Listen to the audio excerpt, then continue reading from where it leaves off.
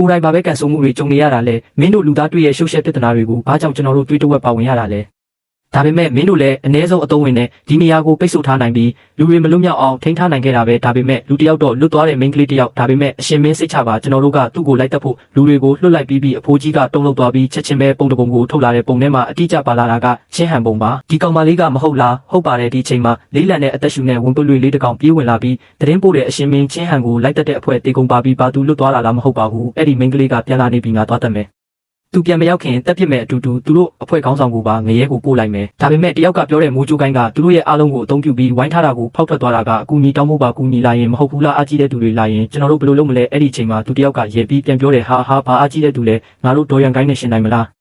သူကမြေပြင်ဒေသအလဲမှာအကြီးဆုံးဂိုင်းဖြစ်ပြီးဒေါ်ရန်ဂိုင်းရဲ့ခေါင်းဆောင်ပဲဝူဟန်ကအဖိုးကြီးရဲ့ကြောက်စရာကောင်းမှုကိုသိထားပေမဲ့သူ့နောက်ခံအင်အားကဒီလောက်ကြီးမားမယ်ဆိုတာမထင်ခဲ့ဘူးမိုးချိုးဂိုင်းလိုအသေးစားဂိုင်းတစ်ခုကဘယ်လိုလုပ်ပြီးဒီလိုအကြီးစားဂိုင်းနဲ့ပြိပခဖြစ်သွားတာလဲအဲ့ဒီမိန်းကလေးကတောင်တက်အဆင့်တောင်မရောက်သေးတဲ့ကလေးမကဘယ်လိုလုပ်ပြီးဝင်းကြီးအဆင့်အင်အားကြီးသူတယောက်ကိုတတ်နိုင်အောင်ထိဖြစ်သွားတာလဲသူအတွေးထဲမှာဒီအရာတွေကိုမသိတာကပိုကောင်းမယ်လို့ထင်လာတဲ့ဒီအချိန်မှာငါစပွဲပေါ်မှာထားထားတဲ့တစ်သားသားငယ်လေးကတုံခါလာတဲ့နောက်တစ်ခါတဖြည်းဖြည်းကြီးလာပြီးသုံးပေခန့်ရှိတဲ့တစ်သားသားကြီးတစ်လက်ဖြစ်သွားတဲ့အပေါ်မှာလျှို့ဝှက်ဆန်းကျဲတဲ့အမတ်သားတွေပြည့်နေနေတယ်